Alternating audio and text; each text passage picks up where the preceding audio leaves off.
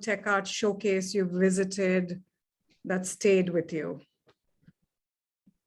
So while we're waiting for everybody else to trickle in, please, in the chat window, tell us a memorable TechArt showcase that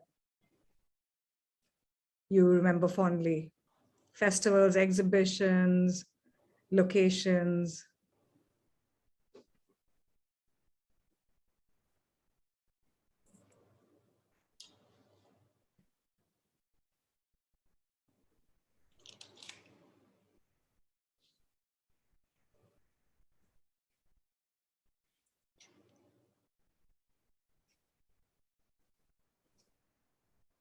Sean, welcome. Is that really you?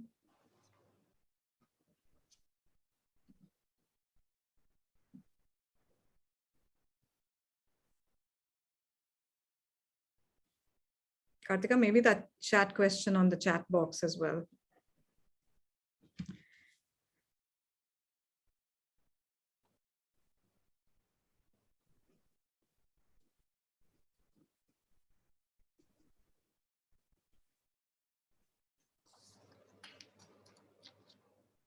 Hi, everybody, welcome. As is usual with Zoom calls nowadays, we give it a few minutes. And so if, while you're waiting, please answer the chat question we have up on the screen for you.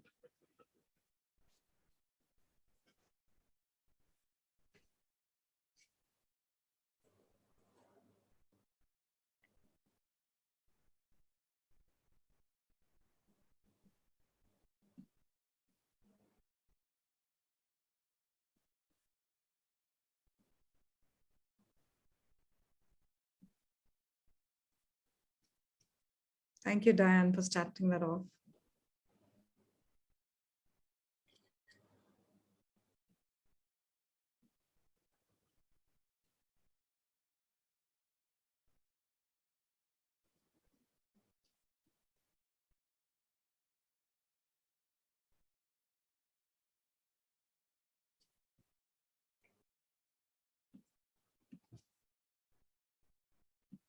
And maybe, Kartika, we could launch the poll as well.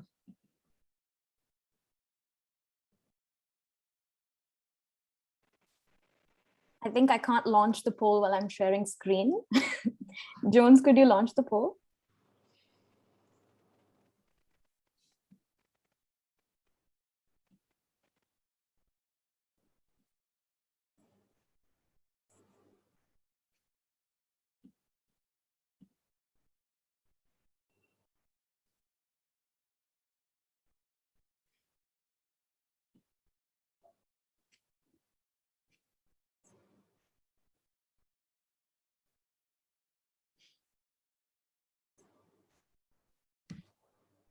Thanks, everybody, for joining. Should we also answer the poll? Yes, please.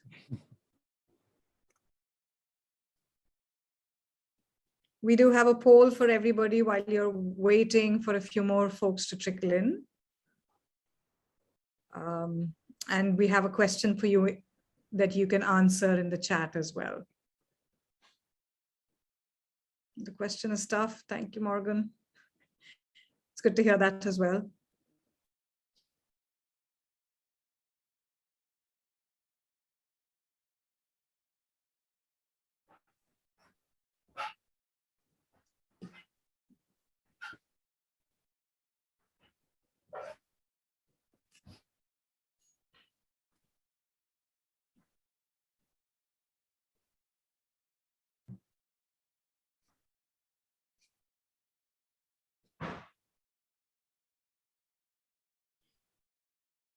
Okay, so maybe we should carry on and have folks come in as they do. So welcome, everybody. We are here for the 5th dialogue session as part of Be Fantastic Together. Be Fantastic Together is an online fellowship that's been running since August of this year. We could probably move to the next slide, Kartika. And this has been an absolutely amazing coming together of people from 7 different countries. We've had 60 participants, 60 fellows from 7 different countries here to imagine this amazingly collaborative, safe space. Much of August we spent understanding artificial intelligence, and groups got together and made proposals for ideas that they would like to develop through September and part of October as well. So September and October was a mentored session where we had mentors from Switzerland, Germany, India, Singapore, and the US. And our fabulous fellows in their groups have been mentored, and they've brought together some really interesting projects to bear. So we are at the point right now where we are getting ready to showcase our work to the world,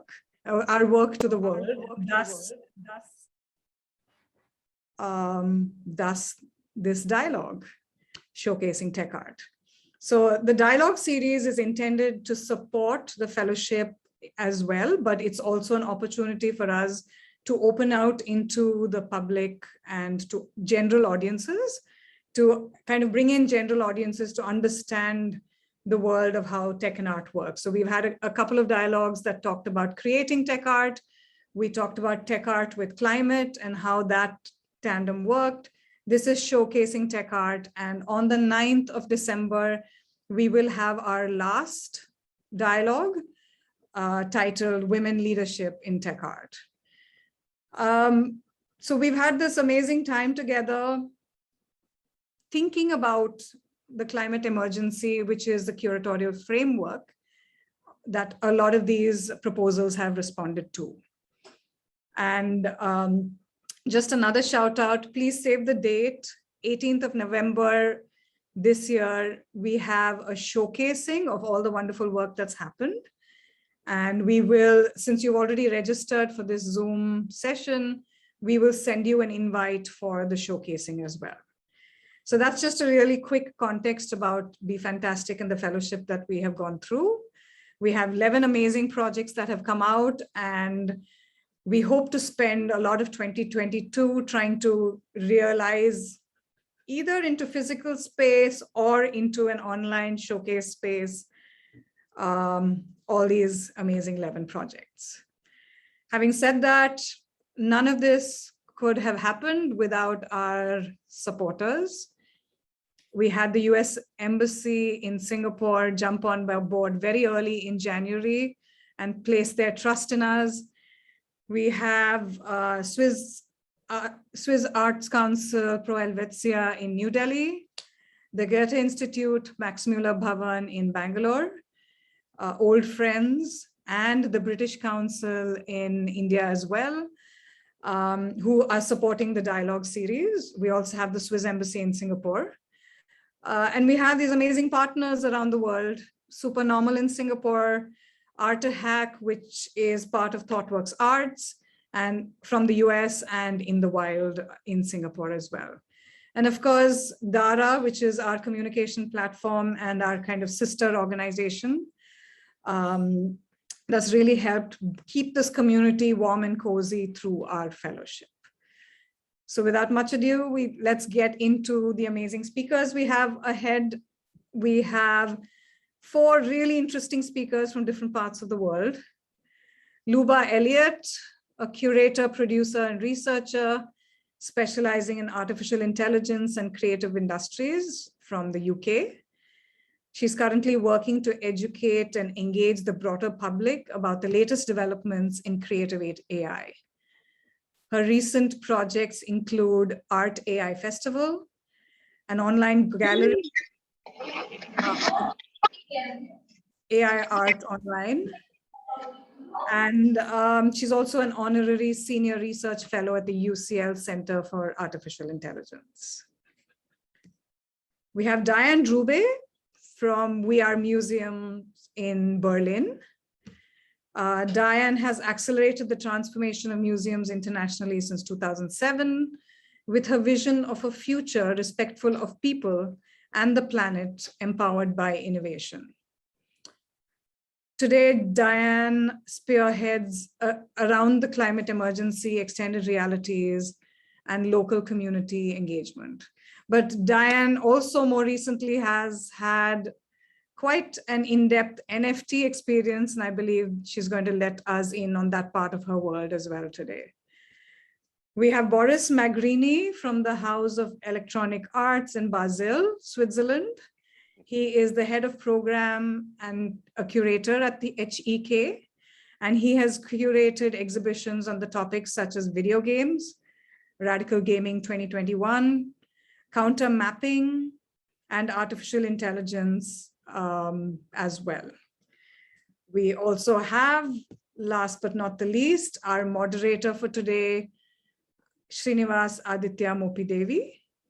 He's a writer and curator based in New Delhi and is currently the curator of exhibitions at Terrain.art, a blockchain-powered art ecosystem that aims to expand the ways of globally engaging with art from South Asia. So with that, Srinivas, I hand off to you, and I can't wait for what's going to ensue. Hi, hi everyone. Am I audible to everyone?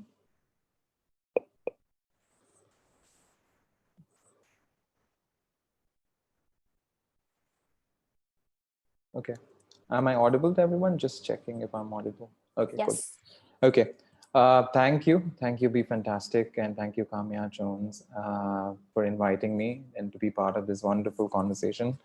And it's actually quite interesting when this invitation came about. I was kind of looking back at my own personal association with digital art as such. And way back in 2006, I did a dissertation around video art. And then my pre-PhD was around new media art and the issues it raises within contemporary art.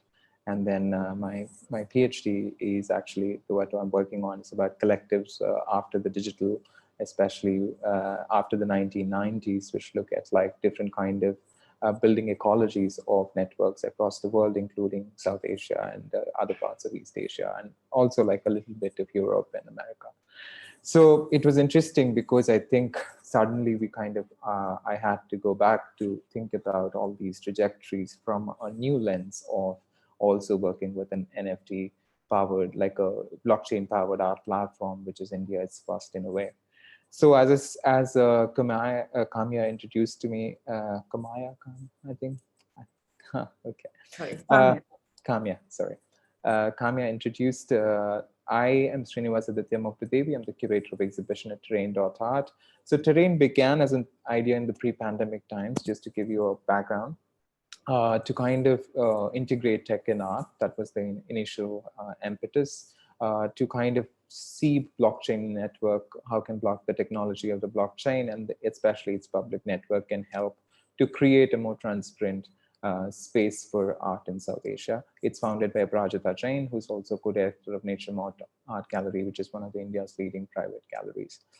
So I have been primarily working with the Explore department. We have three departments: Learn, Explore, and Archive. Learn kind of works with developing educational resources for South Asian art history. Explore works to nurture practices of emerging and young artists in South Asia.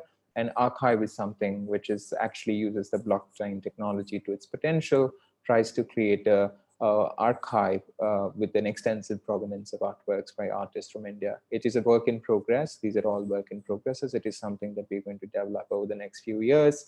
And we hope to, at the end, build an archive that is public for researchers, collectors, and other art practitioners to refer to. So that is the kind of the background and the context that I am coming from, just to kind of put it up there. And I'm actually absolutely delighted to be in the panel today, because what it brings is the question of what happens to the curating, making, distribution, and ecological implications of art after the NFTs. And I think it's so important as curators, as art practitioners, that ethical, have the artistic, curatorial, and ethical questions that are posed to us on almost an everyday basis. And some of them, I think we are still figuring out answers, and some of them we are answering in our own ways. So I think what I would like to kind of do in a way today to talk about what happens to digital art, because I think the primary question that we are also art in the tech world, or however we would like to, I'm using digital art as a more like open-ended way in the wake of the NFTs to begin with, and also to see, of course, to address the question of the institutionalization, because I just did an exhibition where I have displayed art that is primarily made as NFTs, and to think about what happens to exhibition making in the wake of this, because it's not, of course, there have been digital art exhibitions that have been happening through museums and so on, but there is a particular emphasis in this record, and also to what happens to physical artworks within the frame of the exhibition. And these are all conversations that are beginning in India. So it's also something that's a field new for us, and also we are kind of figuring out as we go forward, and it'll be exciting to unpack these questions with us, with the panel members. Kamya has already given an introduction. I have prepared. So I was going to think that the way would be to think about Diane. Diane, you're going to be speaking first as per the schedule. It'll be nice to think about, and this is one of the many conversations I would like to think about, like the ecological question of the NFTs is always something that is deferred. And if it is something that we can talk about, because I think right now in India, it's not even a question that's thought about. It's a question, it's something in terrain we are trying to address, while having hopes that Ethereum is going to create a 2.0 that's going to reduce power relationship with like energy much significantly. It's also important to kind of think for artists to have conversations about the ecological implications of mining NFTs in the context of art. So with that kind of larger thing of thinking about the curatorial, the artistic, and the ecological implications of digital art, and art in particular in the wake of the NFTs, I would invite Diane to start her presentation. Thank you. I hope I'll be able to talk about everything that you actually listed, because that's a lot. So let me just share my screen quickly. Good, so you're now on my phone, and good, it's loading. Perfect. So yeah, let me just, yeah, perfect. So yeah, thank you so much. Thank you for inviting me. Thank you, Kamya, for also this beautiful discussion that we had for the past few months or so, and the discussion that we had with the other participants on Monday using Dara was really a great experience, and I love this feeling of togetherness that it actually gave. So yeah, I was not planning to make some slides, and then I realized that maybe I should. So I picked some illustrations really quickly, and I actually find that this picture is really the best way to summarize what I have done for the past years in my professional, my personal, and my artistic life. So it's a mix of climate activism, calling for change, but also calling for change at a systemic level, and trying to understand what is system thinking, biomimicry, and yeah, everything mixed. So I just wanted to introduce you briefly. So for the past, introduce myself to you briefly.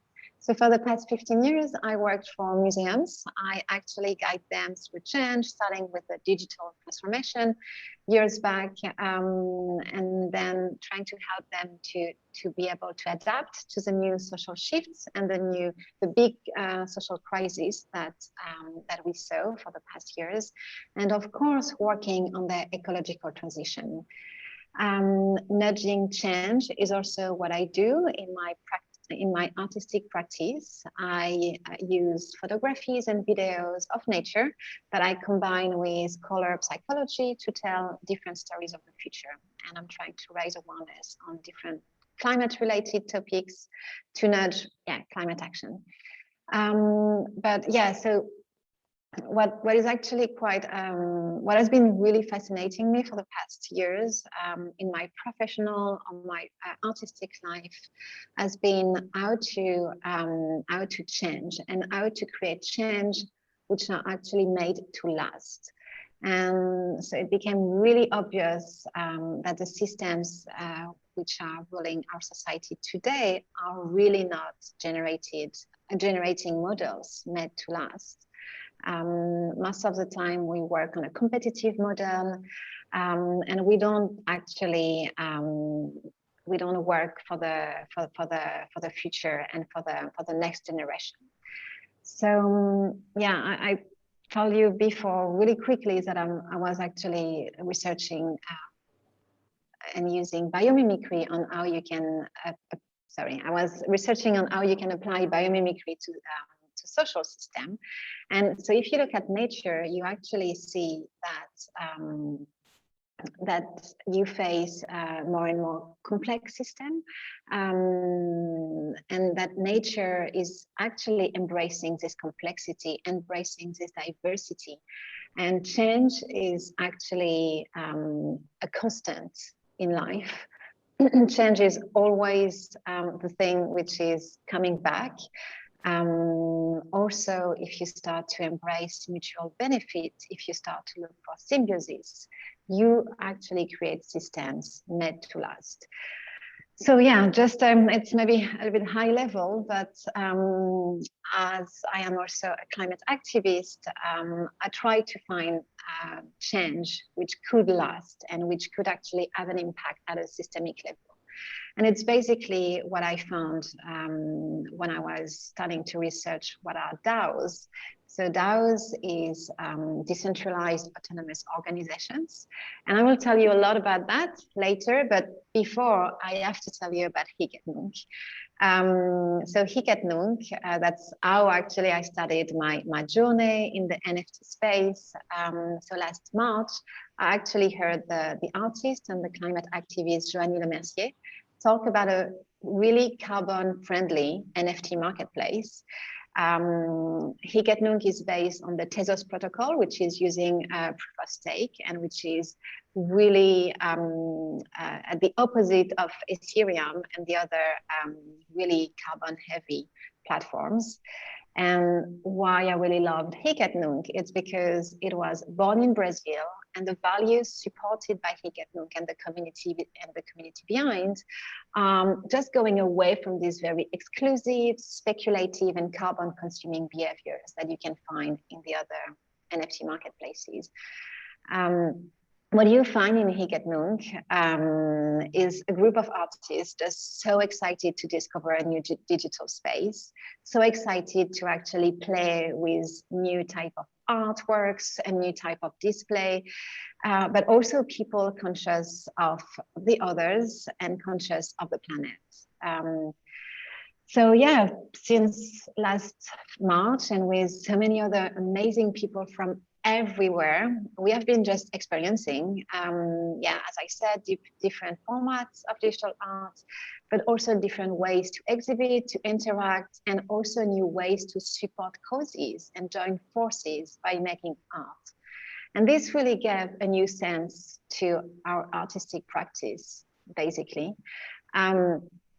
So yeah, I just wanted to tell you that I'm currently working on two different projects, two different experiments.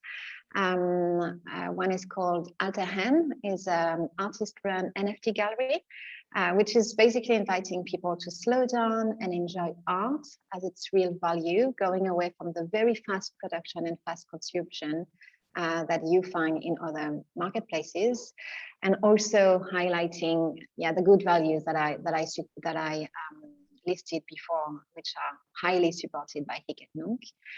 And the second project is called Artistic.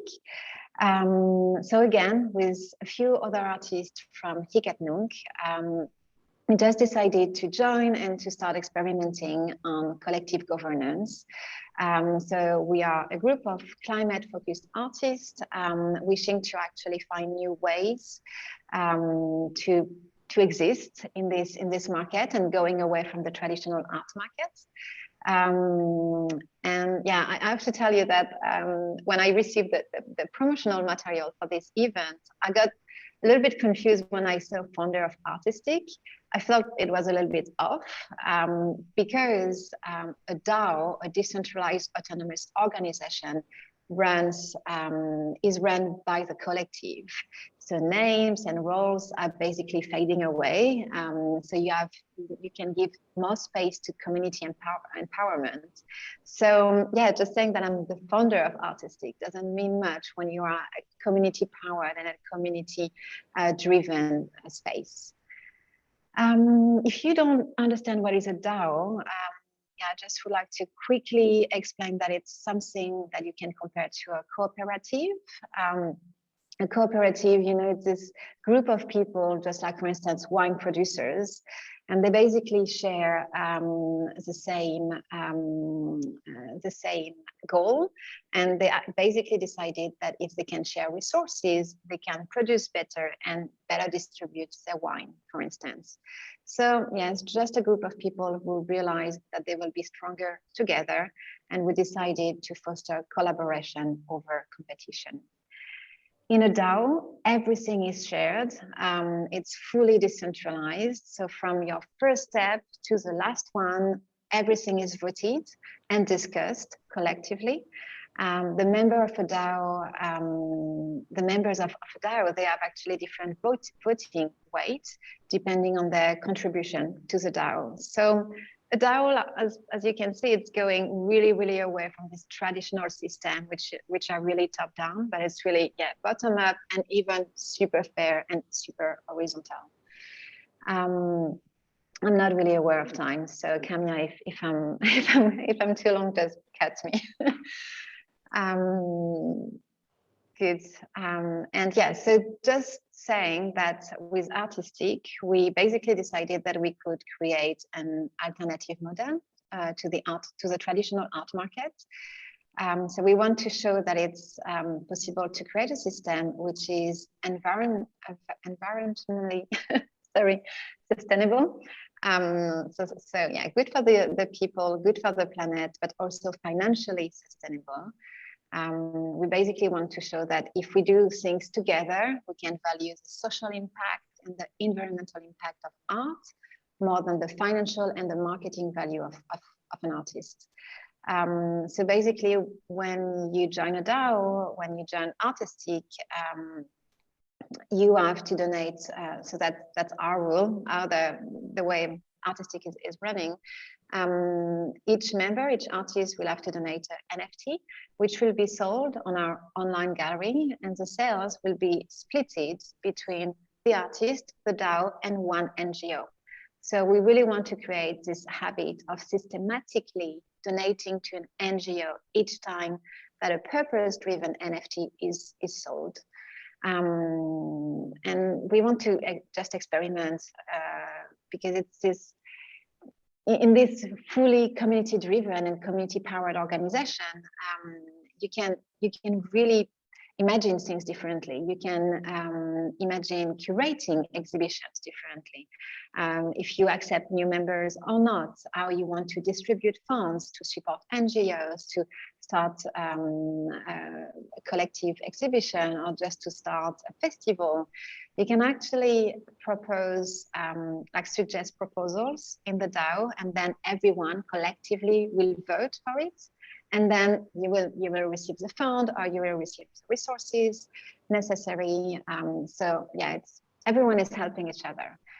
And so yeah, basically just trying to find a way to make art differently, to exhibit art differently, and also to give another purpose to your artworks, and another end goal as well. Just really valuing the environmental impact more than the financial impact.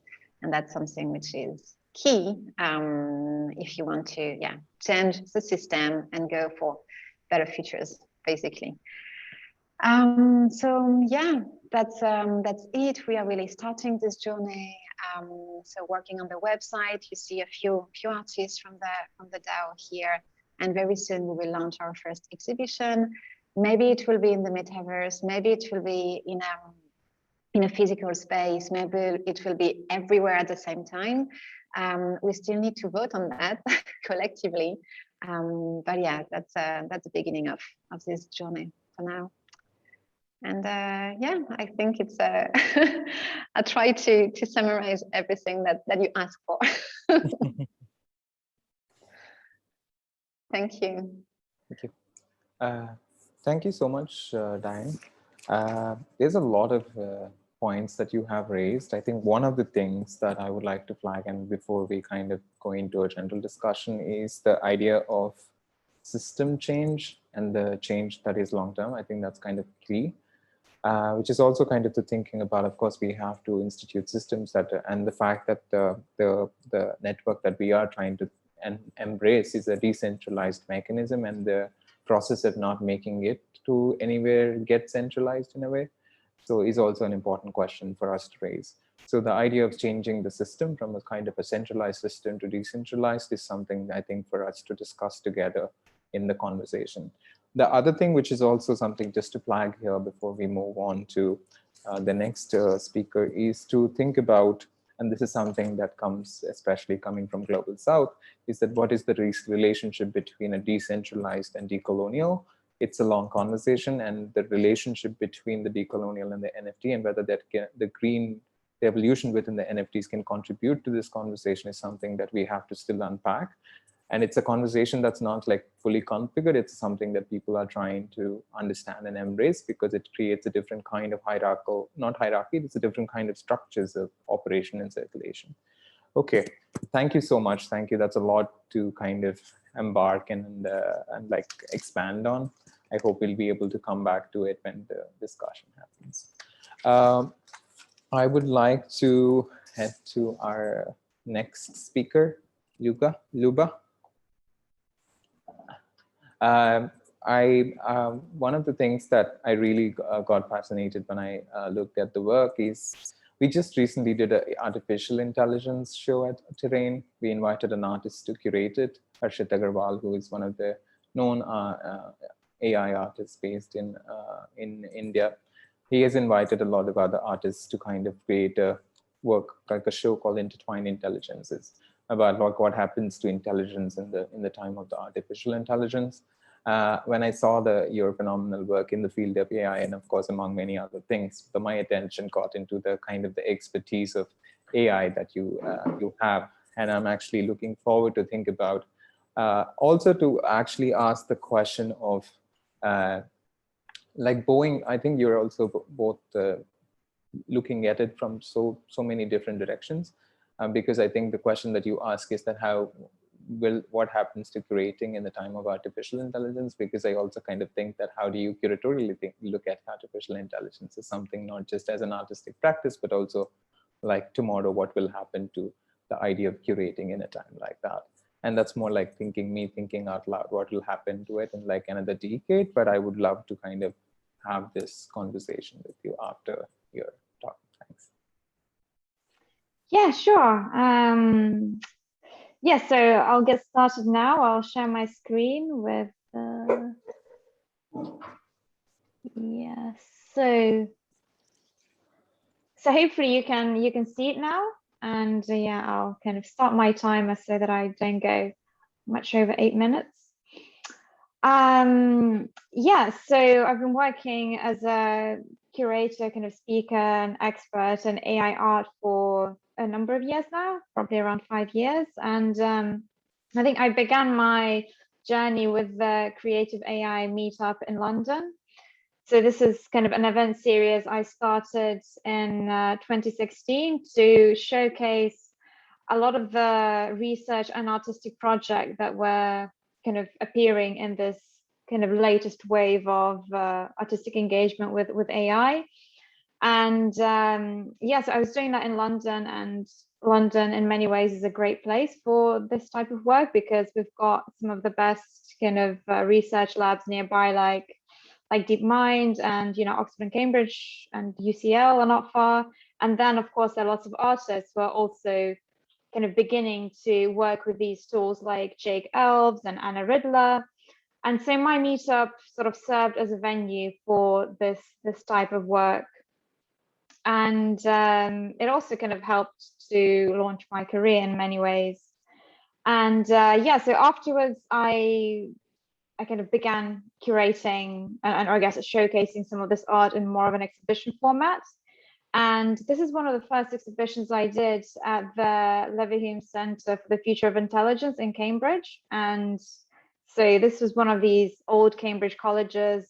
You can see that this kind of this library room from, I don't know, maybe like the 18th century or something. And we had this kind of very new art that I was trying to figure out how to showcase. And in these two images, you can see some work by Myron Klingerman on the left and by Jake Elves on the right. And yeah, I was trying to figure out how to kind of integrate this new work into more of a kind of traditional and historic setting. And I think it worked really well with Mario's kind of work. So having it as a print and also printing lots of kind of small images and, you know, putting them on the floor. And yeah, I've been working, I think, quite closely with lots of different tech conferences, like tech business, AI conferences like CogX, which is a conference that takes place in London. And yeah, this is one of the, I guess, one of the exhibitions I did for them. So yeah, in the end, I showed 10 different AI artists in this sort of space that they had. It was, I think, an old tobacco factory. So it was quite good for showing a lot of this, for projecting a lot of this art. And then the organizers were also quite certain that, you know, they wanted to print some of this art and put it on easels, which I think many people or many artists might not feel so comfortable about. Because of course, in some ways that might be a bit of an old-fashioned or traditional portrayal of kind of art that doesn't maybe quite match the ideas they have or the ways of working. But we did that for Sasha Poflep's work and here also for Mike Tyker's kind of computer-generated faces. And yeah, moving on, I also did one media art festival called Impact in the Netherlands. And this is quite a different experience for me because with Impact Festival, we thought kind of really carefully about the concept of the event, and it was titled Algorithmic Superstructures. And it was themed around, I guess, fake news and, you know, how we all become kind of part of these structures that are governed by algorithms and so on. And it was a 5-day event with lots of different kind of talks, I guess seminars and film screenings and so on. And yeah, one of the events I like best, of those that I curated there, was this performance I did at the Museum Spielklok. So there's this museum of what are they called in English? These kind of self-playing musical instruments, like, you know, accordions, orchestrions, and kind of other robotic instruments that kind of could play music. And I did a performance there with Shimon the robot. You can see him kind of in the corner, in the right-hand corner, and he was kind of bobbing his head along together with some folk musicians from this local museum, and this kind of more of a traditional venue. So it was kind of good to bring these more kind of performative elements, and also in a traditional setting again. Yeah, another project for which I'm quite well known in the kind of AI community is the NeurIPS Creativity Workshop. So this is kind of an event for 200 or 300 people that I've been organizing at the kind of most important academic AI conference. And yeah, as part of that, I also do this online gallery called AIartonline.com.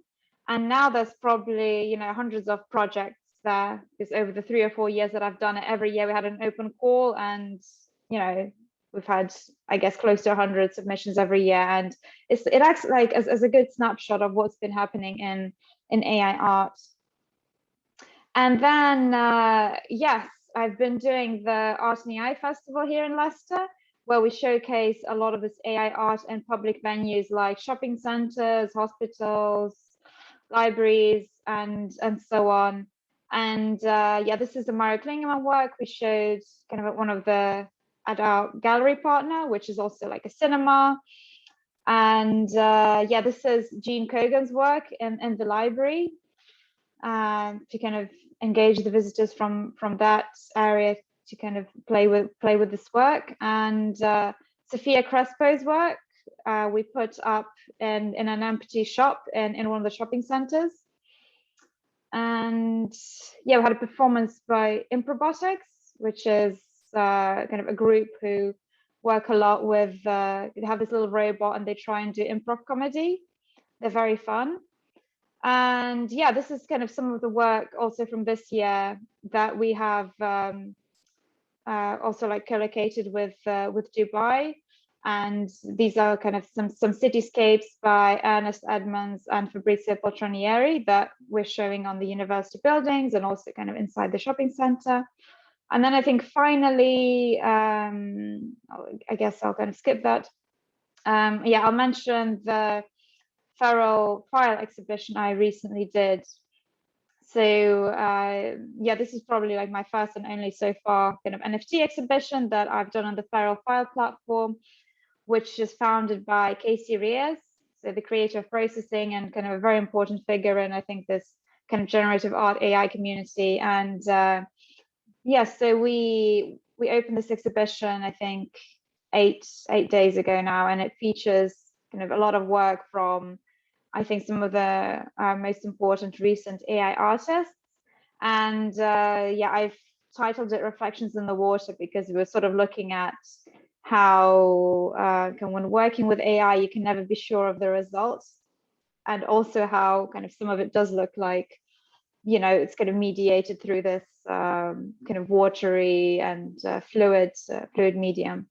So I think I've been talking for 8.5 minutes and I should stop. So I look forward to your questions, and here is my email if that is useful.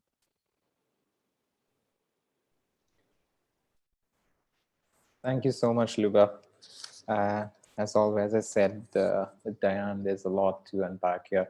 I think I think one of the questions that we should explore later is to a little bit more about how did you negotiate with integrating AI and this physical space of an exhibition, because I don't think it's a very easy exercise. It's a very challenging exercise because of the materiality of translation that it would demand. And also you also worked with completely different kinds of venues, festivals, like old architectures and so on. So I think it'll be interesting a little more to unpack what is the future of thinking about AI in the space of the physical exhibition.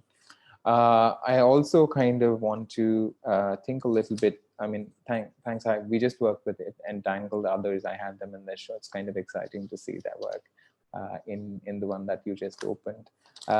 Beyond that, I also wanted to kind of discuss about we haven't really touched, but then also you just started AI art in relation to NFTs. That we can, in the conversations, we can think about the implication of NFTs, especially on AI art. That's something we can focus on in the discussion. Thank you for the presentation. I'm going to move on now to Boris. Boris, thank you so much. A lot of my research from my pre-PhD has came back to me when I kind of tried to understand the multiple kinds of projects that you've done in HEK, and also to understand another historical trajectory of thinking, making, curating, and also in a way institutionalizing electronic art or art that is made primarily with technology. And one of the things that I would want to I'm excited to think about is that since institution has its own kind of structure of figuring out these things and also thinking about these things, it would be nice to see how you have both within and outside of the institution has negotiated with these practices because it looks like that you have been at it for a while, and it's very exciting to see so many different kinds of curatorial projects that you have done in Europe and elsewhere. Over to you. Well, thank you so much. I'm very happy to be here, and thanks for the invitation. And it's also exciting to speak and share ideas with the other panelists. I will start my presentation as well. Just a quick second.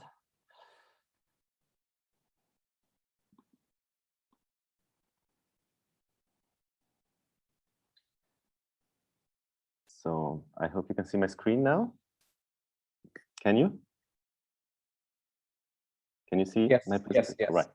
So, well, thank you for being here. I would like to present very briefly what we do in our institution, and especially to share a bit with you how we present digital media art, electronic art. Is a view of the exhibition space, as you can see with one of the previous exhibition I curated, Shaping Invisible World. You can see that we share. We have a possibility to have installation, media art. We can also modulate the space with walls to move around. We have a ceiling that is painted black explicitly, also because we very often have a lot of infrastructure, beamers, projectors. We show exhibition, of course, with media art that encompasses a lot of activities and production. So that means digital works, but also performance with new media. Of course, we want to also reflect on the media itself and the technology, not only show artists that use new technology, but also that reflects and brings a critical point of view about the technology. So, and that encompasses as well, of course, also, for example, biotechnology, as for the show here with Lina Hirschman Liaison. We have also performance. We have a beautiful space outside. Also here it's a beautiful sound performance by Kodak, that's with a group of artists. And we, of course, have also concerts, sometimes also dance piece, like, for example, this case with Gilles Jobin and Artanim, this VRI piece, which is a dance piece that is actually to be experienced in the virtual space through virtual reality. Of course, also concerts of electronic music, like Alvan Otto here in our concert room underground. And many other musicians came to HEC also to perform. We focus also, of course, on a rather kind of experimental electronic music. We had Alessandro Cortini, for example. We had Ryoji Keda. We had also many other musicians. Also a crypto rave, also to talk about cryptocurrencies. We had a kind of interesting project by Mediengruppe Bitnik and OMSK Social Club. They allow the public to mine cryptocurrencies, Monero in this case, in order to create an identity and then come to the party. And it was a mix between discourse about cryptocurrencies and role-playing games. So people were also invited to role-play a character, and the character they will role-play was about crypto anarchism, business, artists, and using also this setting to discuss about cryptocurrencies as well. We also do extramurals exhibitions, such as here with Raffaele Lozano Hammer, this voice theater, this huge installation we have done in an amphitheater. And we also had, especially during the pandemic, a focus back on net art, traditional net art. That means artists using, creating works online, like, for example, this YouTube tutorial by Molly Soda, a young artist from the States, or this beautiful work. It was actually a script that people could download to use with Trello by the Italian group Io Cose, moving task forward, basically a script that pushes the task, automatically pushes the task that you have to do in Trello forward. We also have workshops, of course, a mediation kind of section of the institution. So we also have workshop for children, for families, but also for adults with different kind of activities to learn to use technology, electronic media, digital media.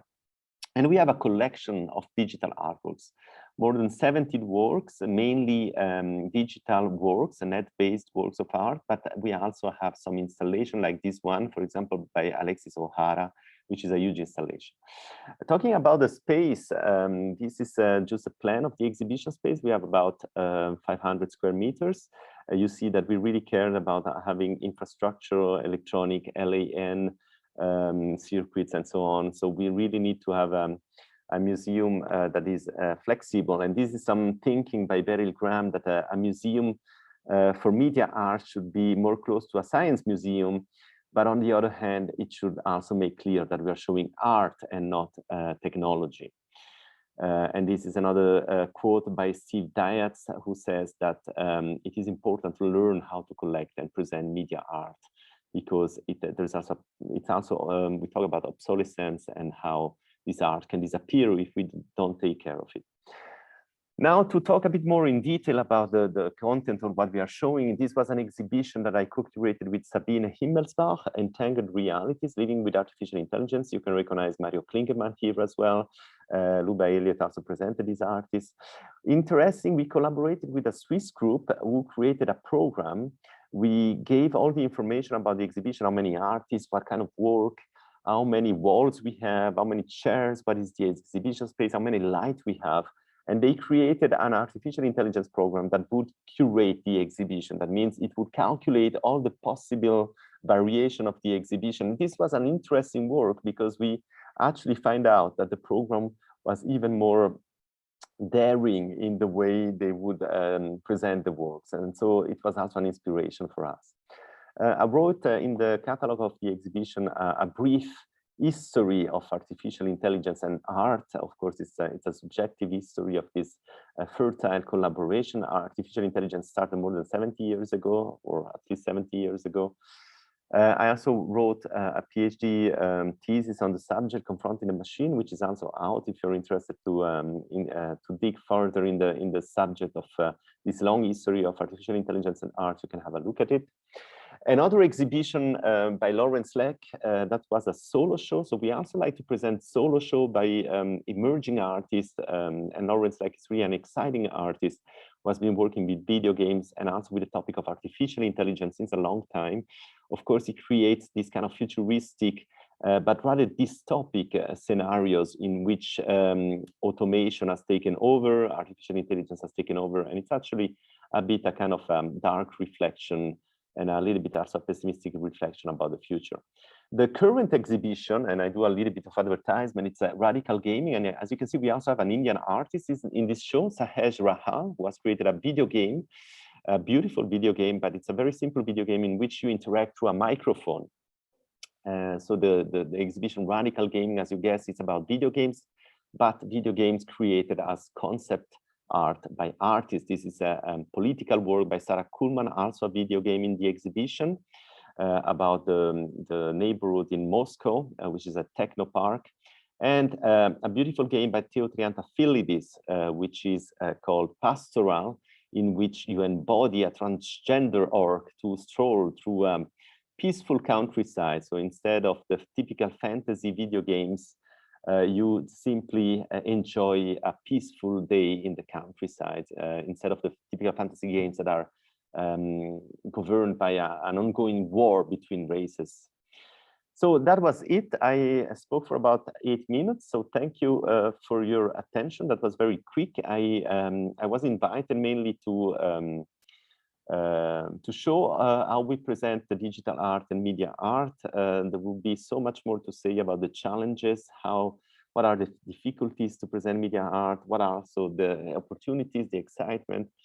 I wanted to show a bit the variety of what we do, also to show the possibilities in a museum space to engage with such a production.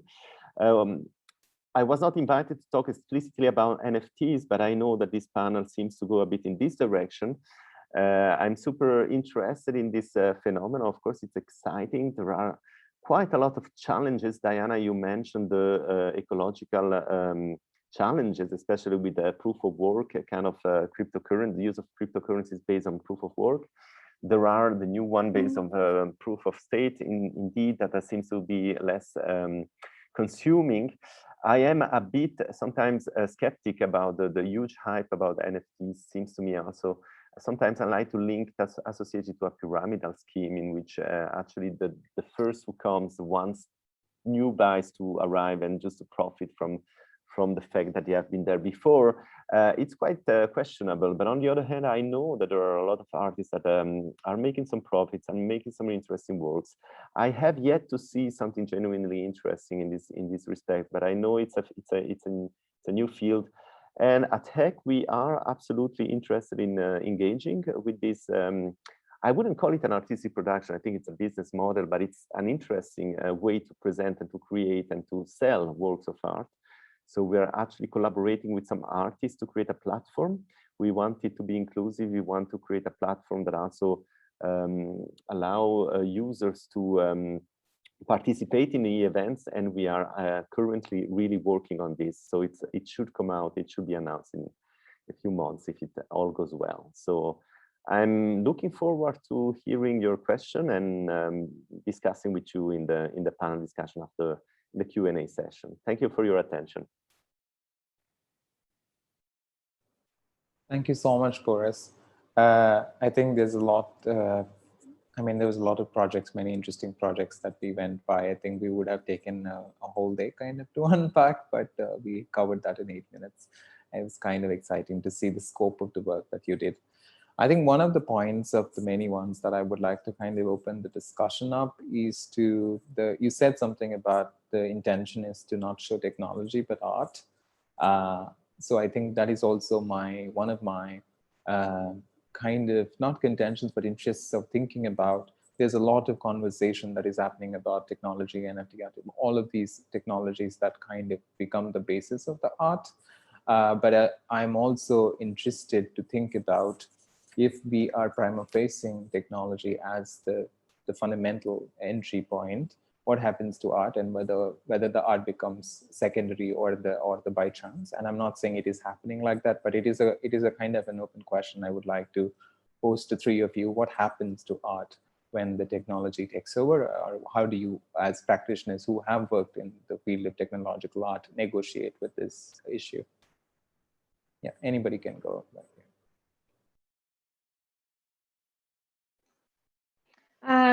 I guess from my perspective, so I feel that in my work, I've been trying to act as a bridge between art and technology. And I wouldn't say that I come from a very kind of, I don't know, traditional curatorial background, if there is even such a thing. But yeah, certainly in my work, or just even kind of seeing how some audiences react to a lot of this kind of AI art. Some audiences do really think, oh, this is like more of a tech demo. And yeah, I think that kind of really depends on the individual work that is presented by the artist, because, you know, some artists do actually want to play with these kind of technologies and come up with projects that are very kind of aesthetically beautiful, but to like a curator or an art historian might seem a bit devoid of sense of meaning. And then like on the opposite end under the spectrum, you might have a lot of artists who kind of produce work that is conceptually kind of deeper, but actually to lay audiences is very like difficult to interpret. So I think, yeah, it's always kind of interesting to try and find kind of a balance in these projects, both in terms of kind of from the artistic perspective, who kind of develop these work, and also from the kind of curatorial perspective when you kind of try and figure out how to show them. Thanks, Liuba. Anyone else? Forrest or Dan?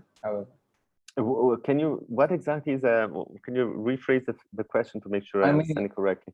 I'm trying to say in your talk, you said that make sure that we are not showing technology, but art. I think there's a kind of an interesting cusp there, because usually it so happens, whether it's digital art, electronic art, or whatever term, of course, the fact that some of the net art, for example, is reflection on the technology itself. So the technology becomes the medium and the artistic practice, but not all of them have those same sense of mediation.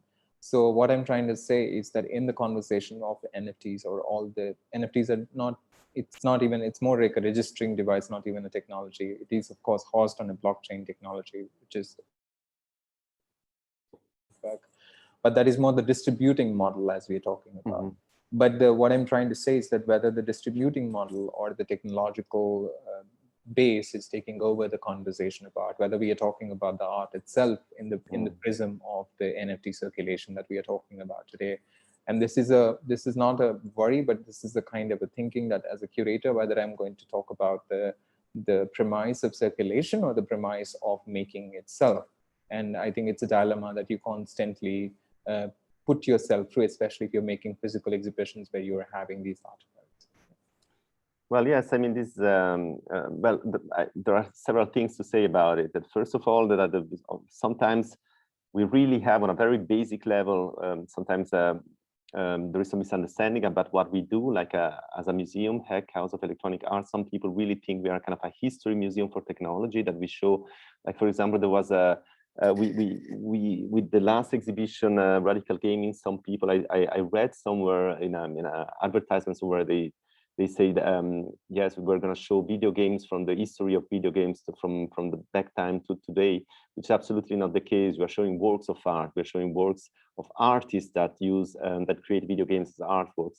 And so sometimes really this kind of just making it clear that we are dealing with artworks created by artists that use technologies to create works of art, and this is the first level of difficulties maybe sometimes to communicate. And the second one, it's more subtle. It's more about, it's not about, of course, the medium, it's important. Of course, we are not showing paintings per se, although why not? We could show paintings if the subject relates in a pertinent way to new technologies. But more than what I wanted to make clear is that more than art is using new technology, what is interesting is how the artists use those technologies to create compelling artworks. How do they approach the topics of technology through their works?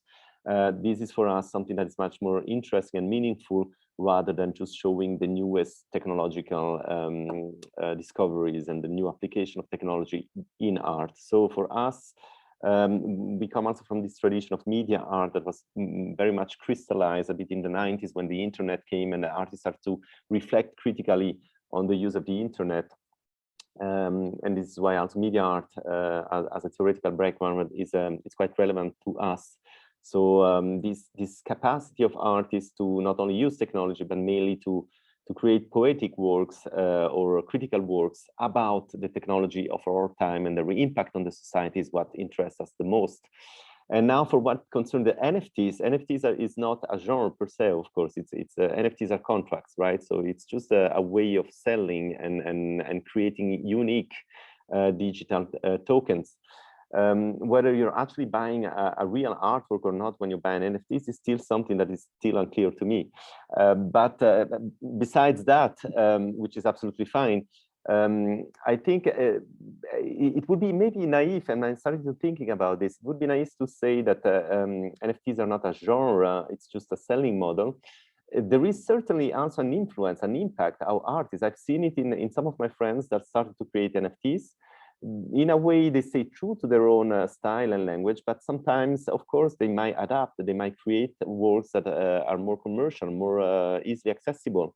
And indeed, there might be an influence on the artistic production. So the medium becomes maker of the message in a way. Yeah, we went back to McLuhan at the end. Medium is the message. Diane, I have a few questions for you from Sian. Artstick is amazing. Can other artists join in? If so, how? That's one question. I think I replied to this question in the chat, but I wanted to say something from what Boris said. I think we need to be we need to not be naive and to be honest on the fact that 99% of what you find on NFT marketplaces are not NFT art. They are just, the digital asset which is going with the artwork. Some artists are actually starting to experiment because you can start minting 3D objects, you can start minting JavaScript. So it is actually pushing artists to create new kind of digital art. But there is actually, unfortunately, not so many artists really doing NFT art. So really using the chain, the smart contract as a medium. Most of the people, they really use the chain as a place to distribute. However, I really want to say that NFTs are not a business model. It is a business model in the Ethereum world, But if you go in clean NFTs platforms, if you go in platforms which are not exclusive, which are really open, which are about the community, it is a new art space, exactly like a festival. It is an art space. Galleries, residencies, cultural centers, museums. It's just a new space in the big art words. It's just a space where you have different vocabulary, different ways to showcase, different artists, different ways to actually interact, different behaviors. It is not a business model. It should not be a business model. It was in the really exclusive marketplaces. But if you go on Hiketnook, if you go on other places, it is not what you're looking for. It is not what it is not what artists are actually doing. Being able to actually meet and see the way the community is reacting to it. It's like this community is so benevolent. You have artists becoming collectors. And when you have an amazing artist that you like starting to collect what you do, this is such a motivation. It is actually creating bonds and network between artists who never met each other. So it's much more than a business model. So just experience it, and then you will see that it's just really it's a community. It's a social space, exactly like video games are new social spaces. Just need to experience it, but it's not a business model. Just to kind of lead on that, to think about whether NFT is or is not a business model, I would like to think about, because it's also traded in a particular currency, right? Like a lot of marketplaces, of course, are traded in crypto, and we are also trying to open a marketplace end of this year at Terrain, similar to kind of have like an open marketplace where anyone can actually come and present their work. And it's not something controlled by us. It's something that you can sign up, you can have your own profile and so on. But what I'm trying to say is that while on the one hand, we think about this idea of looking at it not as a business model, there is also a whole host of people, as you said, that within the Ethereum and the sister networks, who think of it as an active business model.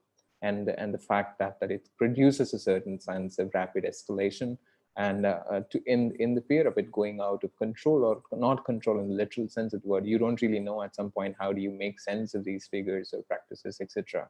So I think what I'm trying to say is that how do you then, if that, I'm not putting the one against the other, but I'm trying to say this as coexisting entities, where one is thinking of it purely from a business model and also as a dominant model, but also another set of practices where they're trying to build new forms of communities, like what the work you've been doing, to kind of see, okay, this has another potential of embracing new forms of community that are decentralized.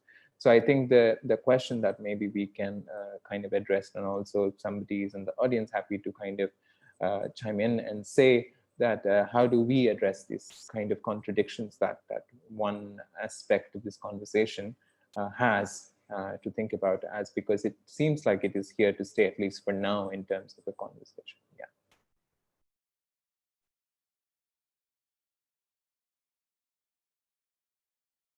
That's such a huge question.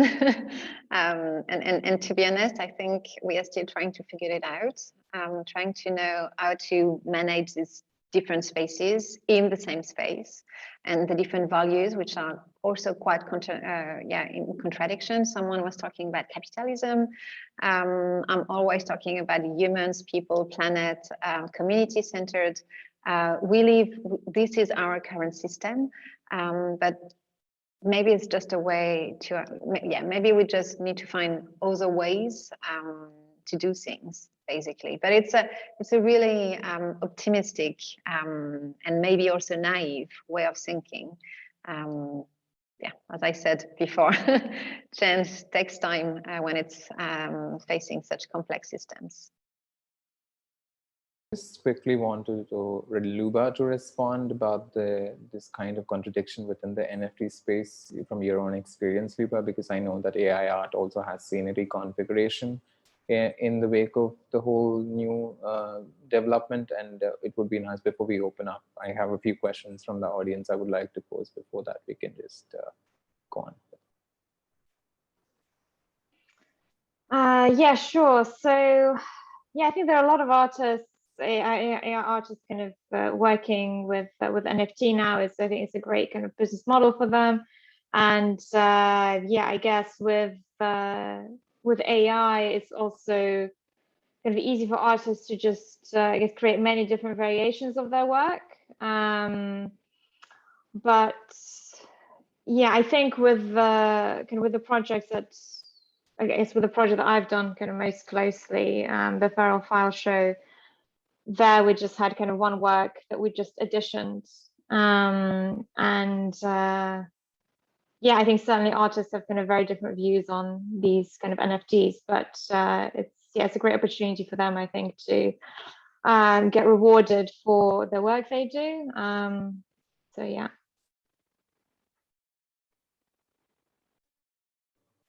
Thank you. I'm going to just like point out some questions that came up. Diane, do you think there are a bunch? I'll just read them out. One is from Morgan. It says, NFTs curatorial practice, something I earned for, so much still feels so oversaturated and market driven. Was its artistic practice driven? I do feel on these platforms that while are more accessible, yes, have some consideration of the environment. The curation is flawed somewhat and it's very oversaturated and heavily laden in the commodity of thing rather than the extension of artistic practice. So it's early growing. I think we kind of addressed this question somewhere in our conversation about whether it is an extension of artistic practice. If you have anything, I'm going to add another question that is there in the things that for you, Diane. Do you think sometimes the medium, because of its newness, overshadows the art, which is kind of interrelated to what was the other question? It's another says that you're not talking more explicitly about capitalism, even when talking about systemic change. Isn't there a need to decommodify art or prevent art from being commodified? What could NFT do in this regard? It's by Karin. And the other question is by Gautam and Morgan. So those three are for you, Diane. I can. That's a lot. Yeah, I know. Three questions like that. I don't even remember the first one. Okay. But that's fine. I will go ahead. So just saying yes. A lot of artists actually are using NFTs as a new business model, and they also tend to sell and produce too fast. And it's something that we really see and we try. So when I say we, it's a few group of artists actually caring about the market, caring about the quality. We try to say to artists to stop producing so fast because they are actually lowering the quality of their artworks. So it is something that you see, like the space is going so fast. Some people are going in every side, everywhere, and not really doing the right things, but it is super new. We are actually trying to figure out how to do things, how to exhibit things, how to curate things. It is so oversaturated. I fully agree. That's why with other artists, we created Alta Hen. That's why Ferrafile is amazing, because they are actually inviting curators to pick few artists. That's why so many initiatives are actually popping up. And that's the magic of it. It's all this mess is creating magic. All this mess is creating new behaviors, new spaces, and because artists actually, they feel empowered to test and try new things. So yeah, I agree with a lot of things that have been said. We are still experimenting, and I think it's something that everyone needs to understand. Still trying to figure out how to do things best, and a lot of bad things are happening. A lot of bad art are being sold really too much. And yes, that's the reality of things. It's quite messy. And also the question of, just to add to that, the question of novelty somewhere comes every time we talk about technology art, and because the novelty of it kind of overshadows the art itself. I mean, that was one of the, thank you for responding to the question. Boris, there's a couple of questions that it said that I like to focus on recording, archiving new media art is definitely a challenge. Says Aisha, it's more of a comment. And there is like artist projects funded, supported by HEK. Do you think sometimes the medium, because of its it's a similar question posed to you to whether the novelty of the medium overshadows the art. So yeah, those. So 3 questions, if I don't not So wrong, one is more of a comment. It talks about that I like the focus on recording and archiving of new media art. It's definitely a challenge, says Aisha. The second one is about whether the artist projects are funded and supported by HEK. And the third one is about novelty. I'm pretty sure you get it every time. Yeah, absolutely. Well, first of all, yes, we have a collection of more than 70 works, and it is a challenge because every work is individual. So there's not one right formula to archive, to collect, to conserve, and also the goal is at the end to present, to give back to the public these works. Like a work that was created in 2003 by Beat Brogley, used the Google search function by Google image search. And it doesn't work anymore today because the protocols is different, the functioning is different, the environment is different. So we also need to keep discussing with artists how to conserve, how to represent the work. So there's every work is individual. It's not enough to save it on a USB stick. And also, of course, saving in 3 different places, also physical location to make sure that if something burns down, we have always a copy. There is a lot of challenges, and we work closely with digital specialists for digital conservation. About production, we do produce. I mean, we are a state-founded museum, and so we are a foundation. So we are founded by the Canton of Basel, by the state of Switzerland, but also by a private foundation. We don't have a commercial purpose, so we are not a commercial gallery. We do support artists as we pay the costs for the exhibition, the travel, the fee, the loan fee. And sometimes we produce the works in collaboration with the artists. So we don't have enough means to produce every work that we show, so that is impossible. But we do produce a couple of works, especially if we have a solo show, we do produce at least 1 or 2 works. If we have a group show, we produce maybe 1 or 2 new works. And then we try to support artists in many ways. For example, also during the pandemic, we had this Hack Network series inviting artists to produce very small works online, and we also produce those ones. Concerning the medium of overshadowing the art, yes, I mean that, but I think that is a question of sensibilities, and this is a question of curatorial choice. I mean, for me, I can only speak for myself as a curator at Tech. I know we share the same curatorial vision with Sabine, who is the director and also curator. We do like, as I said, works that not only are flashy works that just a showcase of new technology. We do like works that are intelligent, that engage in an intelligent ways with topics related to society. Of course, sometimes we also like works that are maybe purely poetic, purely aesthetic, but they do it in a very interesting way. They do it in a way that is research-based maybe, and show something, a very personal language, I would say. So every work is individual. Again, there is not a formula that you can apply and say, this is a good word, this is a bad word. There is a lot of subjectivity involved, a lot of experience, a lot of seeing around what's going on. That's the work of a curator. I think I just expressed what interests me personally. Where do I see some qualities in some works? I think sometimes, yes, it can be that just because there is a hype, maybe a new technology arriving, virtual reality was a couple of years ago. Artificial intelligence was, I mean, it was already existing years and decades ago, but then there was a new hype because of machine learning and those generative adversarial networks. And then, of course, sometimes maybe some artists that just jump on the train at the right moment and acquire some visibility. But in the long term, I think it's really those who manage to make something meaningful out of these technologies that persists and stays for a longer time. Thank you, Boris. One of the questions, and I want to kind of go back a little bit to the curatorial perspective, taking lead from Boris that he's talking about, to Luba and Diane. I think to think about, I know that curating art that is in the field of the tech is kind of a challenging, both in terms of the resources it demands, because of course not always the returns are something that are always matching with the kind of the resources that you would need. But beyond the pragmatics of it, conceptually also to think about what is your kind of curatorial process. I don't mean by making exhibitions, but like literally like whether it's making platforms, organizing communities, all of it. How do you kind of think that this is the kind of the practices that I should collaborate with, or I should support, or I should curate, or I should exhibit? And it would be nice to kind of, because you have been involved in so many different kinds of projects, it will be good to get sense of a project, like a process, a little bit, like briefly.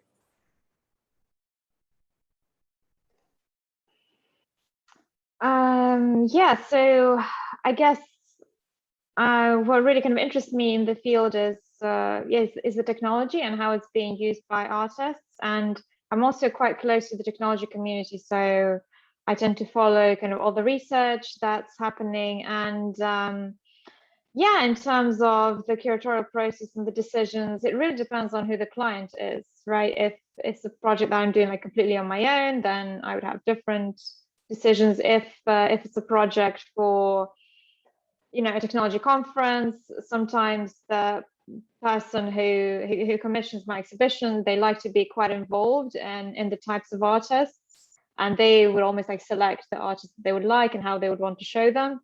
And then of course, if you do something for a more traditional institution like a media art festival or like a gallery, then again it has to like fit different criteria that's can maybe related to grant funding or to the way that particular gallery operates. So I think if I'm left to my own devices, then I pick artists who have a very high level of technological skill, like Mario Klingemann, because to me, it's sort of, to me, aesthetics is quite important. I just really like works that offer like a new interpretation on maybe like the human form or nature or kind of something like that. And yeah, so I look at kind of those artists who are really strong on the technological side. And then, yeah, sometimes if the concept is interesting and the technological execution is kind of decent, then I would also include these works. But personally, I tend to steer clear of works that are very kind of conceptually complex, because I found that for my audiences who maybe frequently from the technical community, it's just like too complicated. And I think those works are frequently more suited for kind of very specific, more like academic style exhibitions. Thank you. Diane, would you like to? Yeah, no, I just would like to jump on this one because it's such an interesting question. So basically, how I start projects is really organic, meaning that it's really about the collaboration. So it's mostly human relationships first, and then we see what we want to do together. So we need to have a set of shared values and shared goals. And I was talking about mutual benefits from nature and symbiosis. And that's really something that I'm always looking for. This kind of cognitive diversity as well. So we can be challenged by each other because we don't speak the same language. I'm not talking about the language, but more the culture or more the expertise, or more the knowledge. So yeah, projects are actually starting with a wish to do something together first, and then just share a journey together, and then we just start. It can be so many different things, and I've done so many different things with so many different people. So I think that's actually the red thread between all of these projects, just people's stories first. We have thank you so much. And I think for me, a lot of the time, it usually is like getting obsessed with the artistic practice, and that kind of like in a very obsessive compulsive way that you kind of get into the skin of everything a particular artist does, and then you kind of weave your process of how do you then present it in a way that's not seen. And that's been something, and I've been at Terrain working with almost 35-40 artists over the last year, almost closely you're the friend, you're the therapist, you're then everything, because these are all emerging artists trying to kind of present their work. And it's been a beautiful experience just to kind of think that what my process has been as a curator working in India and also in other parts of the world. There's a question that has been said. I have Morgan who's saying, I have the question that whether the panelists, if proposals and submissions are accepted, or it's better to just wait to see open calls and websites. I mean, I can say for Terrain and everybody, I think Boris has already responded. that yes, you're welcome to send proposals, but I'm saying at Terrain we accept proposals, but of course, as I said, that it's going to be subjective to the kind of the work we are doing at the moment. Yeah, in terms of how other collaborations are possible. And having said that, we are quite open to international. It's not just South Asia focus. It's also, yes, it is South Asia and embracing, like we want to build an ecosystem, but we also have like artists from across the world, and some of them, some of the panelists like Diane and Luba has worked with in their own projects as well. So yeah, welcome to.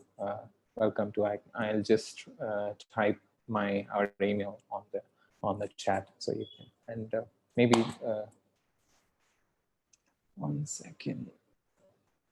Do you want to quickly respond, Luba and Dan, if that's something that is?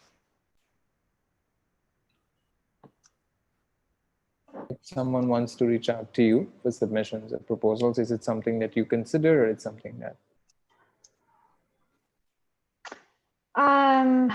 Yes, so in the past, I've always had kind of this open call with the NeurIPS Creativity Workshop, or sometimes the Computer Vision Gallery I curate, and that has been kind of my main way of finding kind of new projects.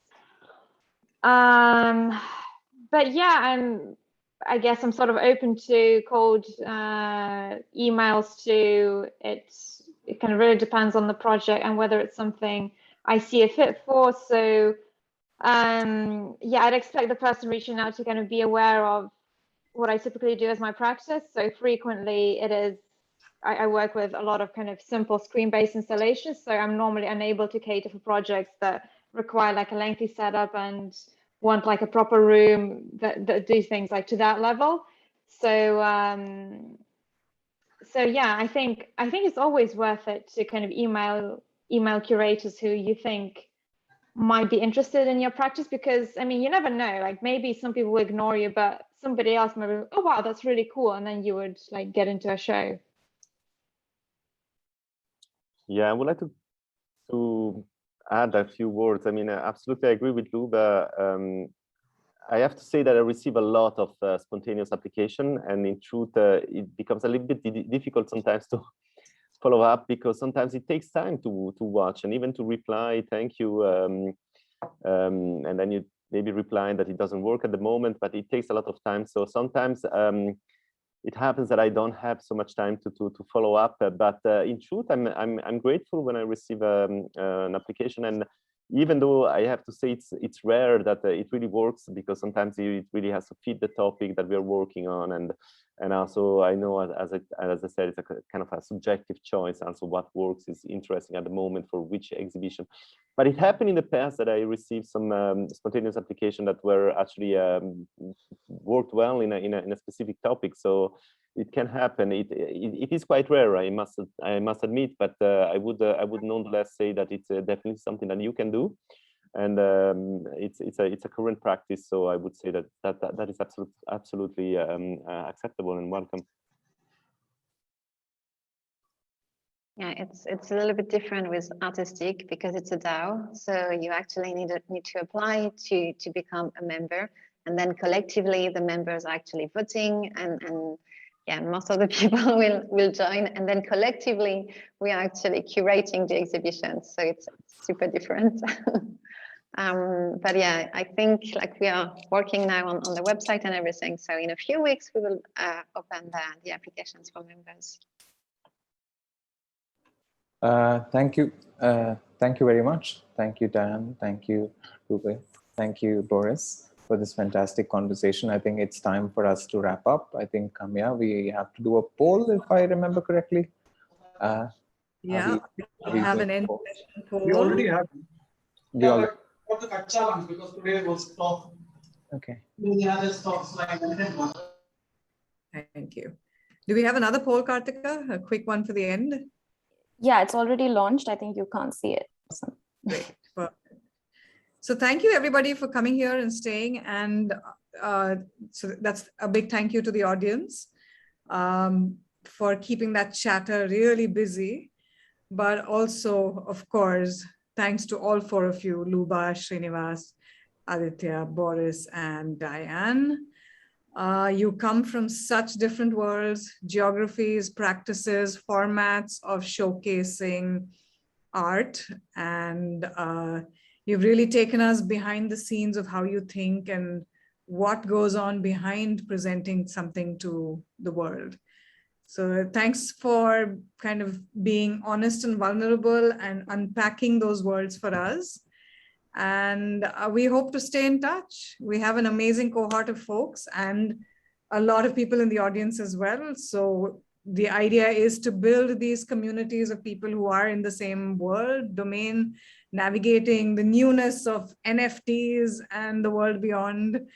And so thanks so much for your time and blessing on this fellowship. And we will stay in touch. Thank you. Thank you. Thank you so much. It was a pleasure. Thank you. Huge thank you. Speak Thank soon. you so much. Bye. Bye-bye.